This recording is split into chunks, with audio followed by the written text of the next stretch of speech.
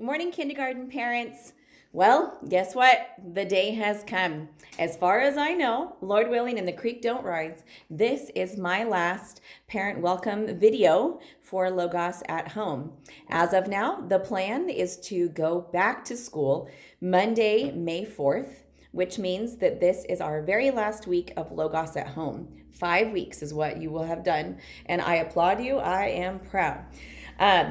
I'm excited about this. I'm so excited to see your families, your kids again. I do have to say, I want to recognize this in all of you guys, because if I'm having this kind of reaction, maybe you are too. It's hard to change and change and change. And so switching to Logos at Home was a whopper of a change. And it's kind of like we're just getting our groove, just figuring things out, just maybe kind of getting good at it. And now life is turning upside down all over again. And so though this is a really exciting thing, it's also something to get used to. It's something to make plans for. And it's kind of another hard adjustment to make. So I want to acknowledge that for you guys. And know that I was a little choked up a little bit with mixed emotions about it when I heard the news. Excited, super excited, because this is best for everybody. But at the same time, it's another change. And so we're going to just walk through it, and the Lord's going to be with us, and we'll do it again. And we'll also hold on to it loosely, and we will say, God, if you will this to happen, it'll work out, and the plans will move forward, and it'll be good. And we don't know what the future holds. We don't know what every day holds. And so who knows what's actually going to happen when the time comes. But we're doing this as of now. We love the idea of it, and we're really excited. As of now, or not as of now, for reals, next week is only going to be a 3-day week. So it's going to be Monday, Tuesday, Wednesday, and then on Thursday and Friday, all of the teachers will be meeting at Logos, learning about how we're going to handle the coming back to school, so that we are following guidelines, so that we're distancing as much as we can, so that we're sanitizing a lot. So you can pray for us if you wouldn't mind in that. So it's another learning curve all over again. We can't separate desks in our classrooms. Our rooms are too small to move anything. So we're going to have to be creative and use other means to keep everybody safe. Keep in mind, Mr. Whitling has said that if you are not comfortable sending your kids to school yet, at this point, you need to let us know by next Thursday, April 30th. And then that way we can make plans for that. Now, we're not going to be putting together the same kind of packets with the same kind of lesson plans, and there will no longer be videos from the teachers. But we will accommodate your kids as best as we can while trying to maintain our at-school classrooms as well. So I'm thankful that we have a little bit of time, and that you guys even have a little bit of time next week, because since we are flipping back upside down again, I know that you may actually have to move things in your house, take things off of bookshelves, put yourselves back together again for regular school life. If you put your uniforms away, get them back out. One thing to take note of is that every Friday until the end of the school year is going to be a Fight Night day. So make sure that you have your Fight Night t-shirts readily available. And I think that's gonna be really fun. I really love Fight Night days. Also, so this packet is short. What Mrs. Berry and I have decided to do is to not introduce anything new this week. Since it's a short week, since it's kind of the last week of the Logos at Home, our intention is to just do some review, keep the kids going, and then the following week when we start back in school again, we're going to kind of pack it in the end of the school year. We're going to try it's not going to be super intense for the end of the school year, but we are going to make sure that we are thinking about the most important things that the kids need to learn by the end of the year that's going to prepare them for first grade. And so that's what we're going to be concentrating on when school comes back in session. So there will not be regular phonics lessons this coming week. There's going to be some copy work. And by the way, on the copy work, I know that the what's on there is not necessarily stuff that the kids can read. If you just read those out loud to them and then they copy it underneath, it's partially about just kind of getting the feel of writing, keeping up the handwriting itself for where the letters are placed on the line, the proper formation of the letters, and also the mechanics of the sentence, the proper grammar, the punctuation, and the capitalization at the beginning. So that's really good. Okay, before I get into just a little bit about what's in the packet, I want to make note too that when you do come back to school, you don't need to turn in your packet next week. There will not be a pickup day or a drop-off day on Wednesday for you guys to deliver the kids' completed work. So you can do that the following Monday when the kids come to school. We would also like you guys to send back anything that you got from the classroom. So if you did take the pencil box home, we would like to have those back so that we can have use of them for the last 3 weeks of school.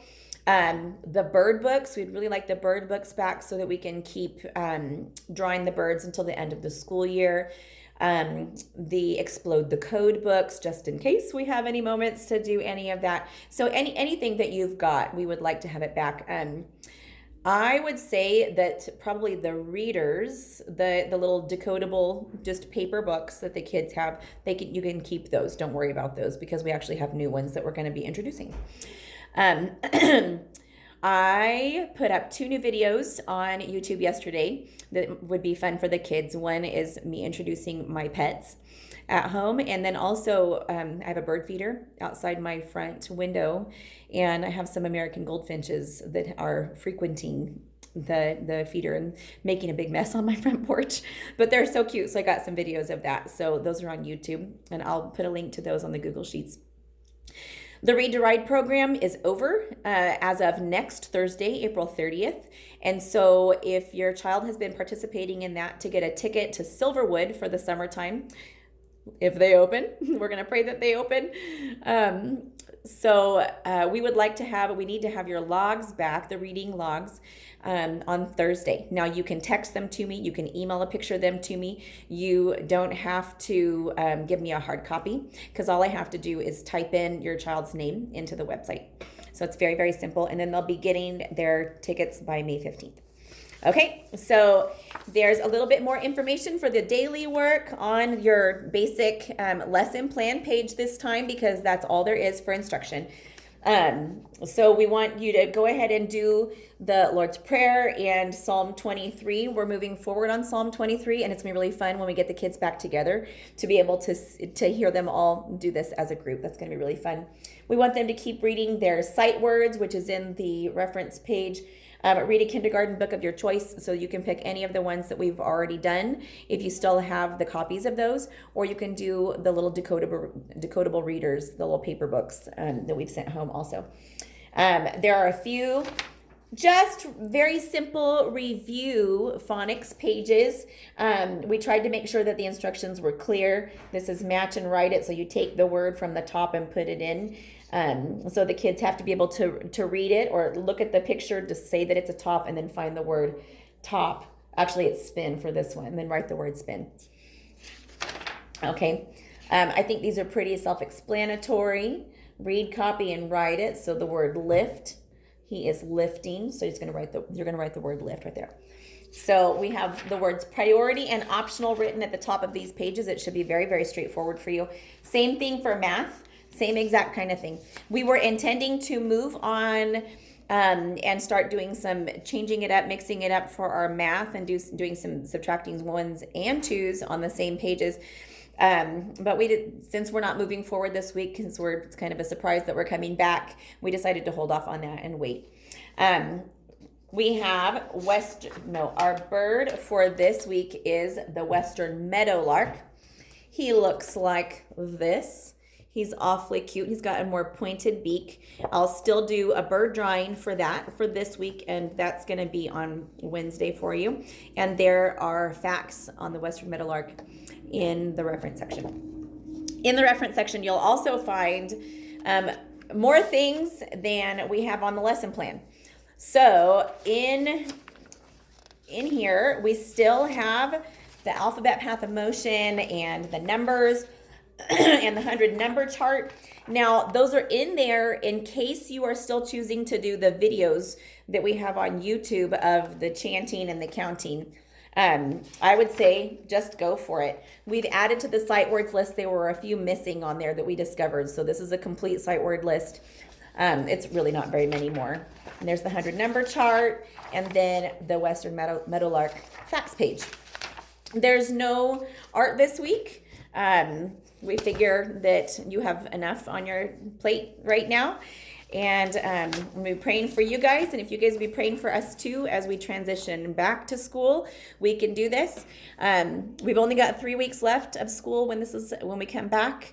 And I'm thankful to the Lord for it. We were really hoping to not end the year basically like we did and just kind of have it be sudden and not be able to say goodbye to the kids. So this is really a huge blessing. So we are thankful for you guys, and we will see you incredibly soon. Bye-bye.